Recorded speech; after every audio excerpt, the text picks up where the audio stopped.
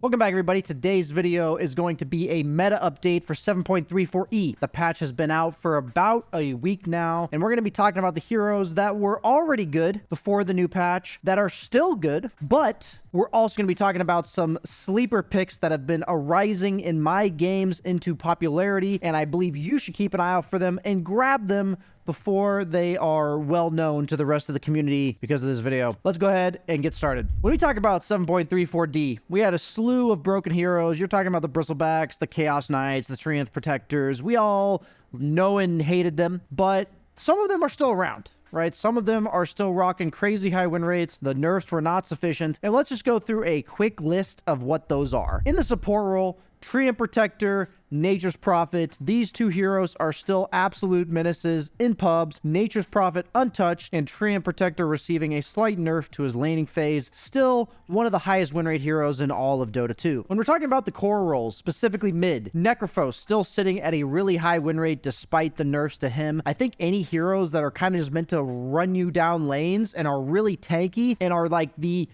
epitome of these tanky heroes, you know, ones that weren't buying Heart because Heart was an OP item, but they just bought Heart because if this hero becomes unkillable, they kill you. Those heroes are still broken. Necrophos fitting that description perfectly. On top of that, even though Kunkka received sizable nerfs to his Ags as well as his Ag Shard, he is still sitting at a 52% win rate overall and a 54% win rate in my bracket. So Kunkka still good in the mid and off lane. And then when we're looking at the last core heroes that I think are still fantastic, we see Wraith King, off lane and carry sitting above a 55% win rate. So the nerf to the skeletons, absolutely not enough. And then last but not least, this may shock you, but the one base armor nerf to Spectre was not enough, as she is sitting at a 54% win rate overall and a 53% win rate in pro level pups. So it's not even like she's a noob stomper. She's just still really strong. But here's the kicker. We're looking at all these heroes and what do we need, right? We need to counter them. We need to be able to deal with them. So there's a lot of heroes that are coming into fruition into the meta that I think we need to keep an eye out for. And we're going to talk about why, a little bit about their stats, a little bit about the heroes and what they offer to this current meta, and just why you should be picking them. So let's go ahead and get into the new list of heroes that we're excited about because they're not the exact same as they were last patch. And even though the last patch was not huge in size, getting rid of some meta heroes like the Bristleback and the CK specifically opened up a lot of new options that were not there. So most notably,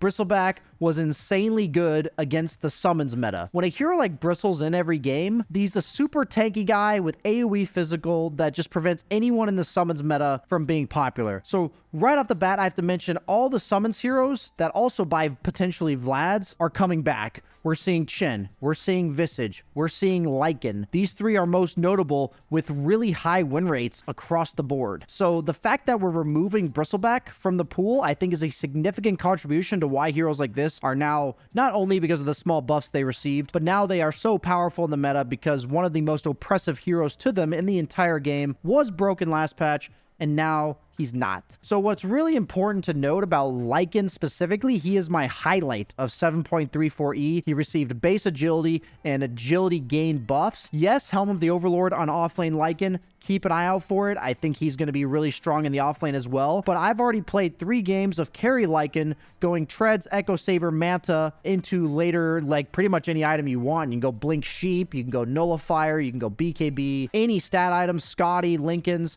This hero hits like an absolute truck, and he's really good against a lot of the supports right now. A lot of the supports are either single target control or slows. So I don't like him against Treant Protector because he's got an AoE root for all the summons. But if you're dealing with a bunch of squishy backliners like Ancient Apparition, Grimstroke, his most important matchups, if he's going to be played carry, are the supports. I'm thinking about supports that have no way to deal with a hasted guy running at you and just killing you. Any support that can either protect themselves for a few seconds or they have an AoE spell.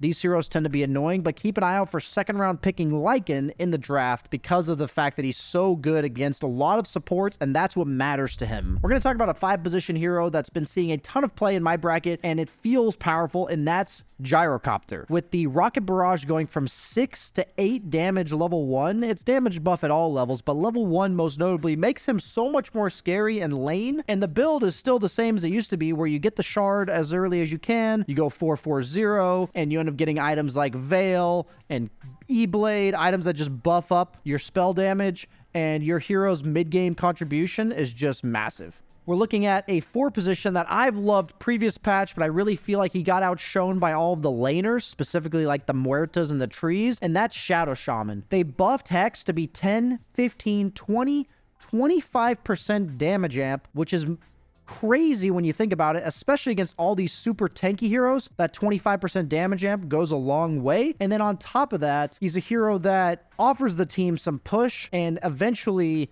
offers the team the ability to take Roche, the ability to secure late game kills, and he's rocking a 52.5% win rate across all pubs and a 54% win rate in my bracket. The numbers back up the hero being so popular. I'm seeing it more and more common in my games, and that makes it even more important to note that he's really bad against summons. So if you're seeing a ton of Shadow Shaman, pick those summons heroes. If you're not dealing with a lot of summons heroes, pick that Shadow Shaman, because that's the way the cookie crumbles. So one of the most broken cheese heroes that we saw a decent amount last patch. So you may be like, BSJ, shouldn't this be in the last patch category? But the fact is, people are catching on faster and faster, if they didn't already learn it at TI with players like Ace, is Lone Druid. This hero's win rate is insanely high, and I feel like people who aren't even good at the hero are playing him now in order to learn him. So theoretically, that should artificially lower the win rate of the hero. He's at a 53% win rate, and he can be played mid and off lane. The most common build is to go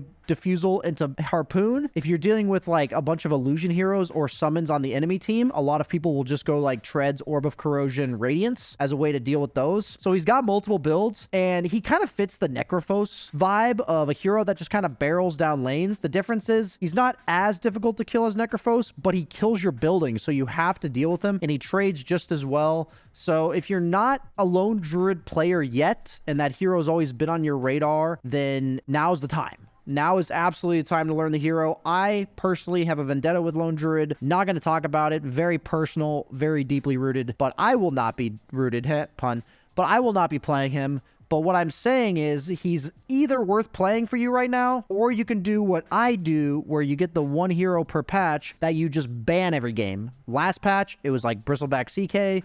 For me now, it's 100% Lone Druid, because in the right hands, this hero is terrifying. You don't believe me? Try it for yourself. Watch a replay or two. See what people are doing on Lone Druid and just feel it, because his damage in lane is insane. The diffusal timing now makes it so you can't avoid him. Like a hero whose only issue was not being able to force you to fight him now can do that. If you don't want to fight him and you have summons heroes or something, he can just buy a Radiance by AFK farming. So yeah, absolutely obnoxious hero. Another hero that's been seeing a lot of play, specifically being good against the likes of the 3 most popular carries in my bracket, arguably the 4 most popular carries, which are Spectre, Weaver, Luna, and Faceless Void. You know what hero's good against all 4 of those? Slardar. I feel like right now, when I talk about the meta, I'm talking about summons heroes. I'm talking about Shadow Shaman, who's bad against summons and illusion heroes. We're talking about Slardar, who's bad against summons and illusion heroes. What I'm basically trying to say is it feels like illusion heroes are kind of dead. And the fact that CK still